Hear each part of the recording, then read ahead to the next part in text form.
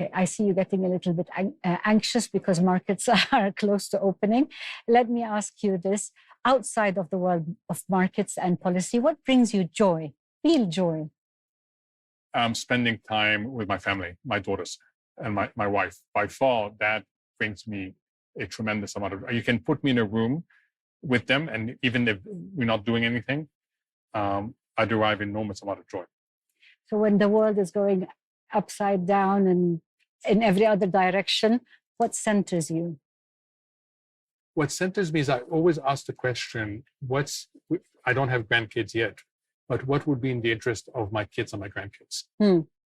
Because I think that is a really important question to ask over and over again. Is it not tiring to keep questioning everything all the time?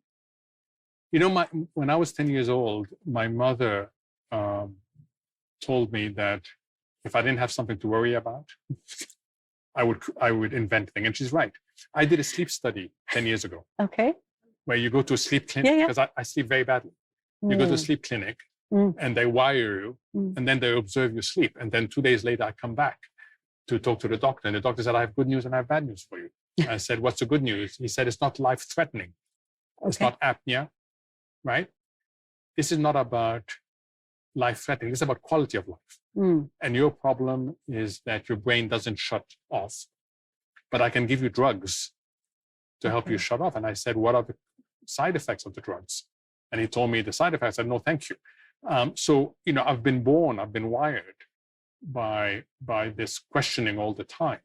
And it has disadvantages, is that I don't sleep very well. Not good. That's not good. That's because what science tells us today, what we know today, is that sleep is the #1 priority for a healthy and long life. And like someone said to me once, she said, we all want to die young as late as possible. Yeah, that's right.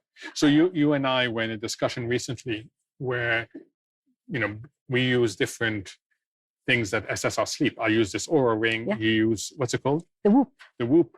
And I remember both of us saying to the person that it has changed our behavior. So yes, you know, now I actually pay much more attention to the quality of my sleep. It's better than what it was, but it's not where I want it to be. Going back to your head when you're making decisions, how do you stop yourself from second guessing? How do you stop yourself from... Well, you're an economist, you're always saying on the one hand, and then on the other hand, you always have, you know, distill everything down to two sides. I ask an additional question, which is, if you end up making a mistake, which is the most recoverable mistake. So most people are paralyzed by what I call a 55-45 or 60-40, when one side doesn't dominate, because they look at the consequences of what they're missing out on, the so-called FOMO, fear of missing out.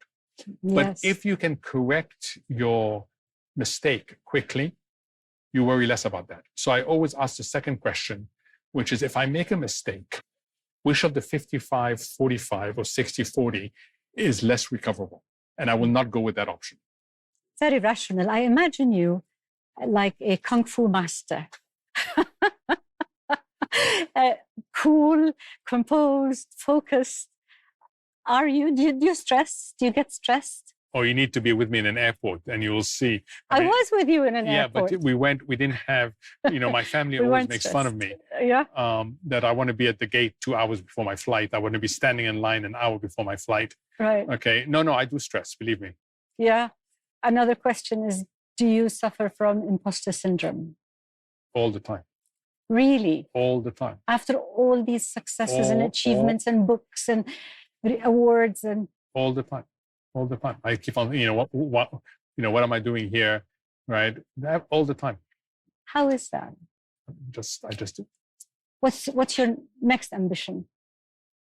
It's my constant ambition, which is something that my father instilled with me, is to do whatever I can to help people who need help. It's that simple. So how do you define success? By helping people who can benefit from that help. You're also very grounded and very modest, and it's not just me saying this is what is out there about anyone who mentions your name. This word always comes up. So how does it not go to your head? How do you tame the ego? Because if you have a constant imposter syndrome, it will not go up to your head at all. That's true. So no, that is not something that has been a problem with me. I've had the opposite problem, which is people say you're not self-confident enough. You don't ask for things. You tend to hold back when other people will be asked. I remember early in my career at the IMF, we had what's called the job grading exercise, which is you described everything you did, and then they would grade your job. And my boss called me and Patrick, who was someone who did exactly the same work as I did. And he came in and he said, I looked at what both of you wrote.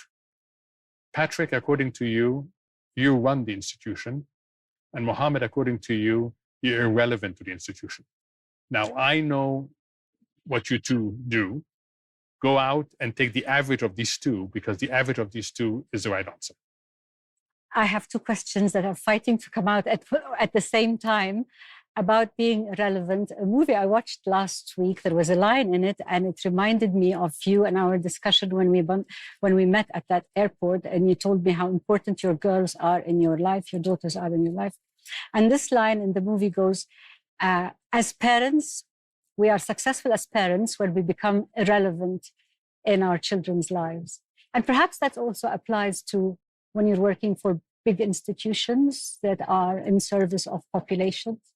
So that's true. I mean, you hear it in business about succession all the time. Okay, making sure that when you leave, the institution doesn't miss a beat because you've thought about succession. You hear this about people who institutionalize their skills to make sure that the institution as a whole can do this. So that is really, really important in terms of good leaders. I don't know if I apply it completely to parents. So you certainly want to make yourself irrelevant to certain things. You want them to stand up on their own, but you don't want to be completely irrelevant to their life. Yes. You know, because I think that you will continue to have emotional relevance, even if you don't have financial relevance or other types of relevance. So you're not ready to be irrelevant in your daughters' lives yet? No.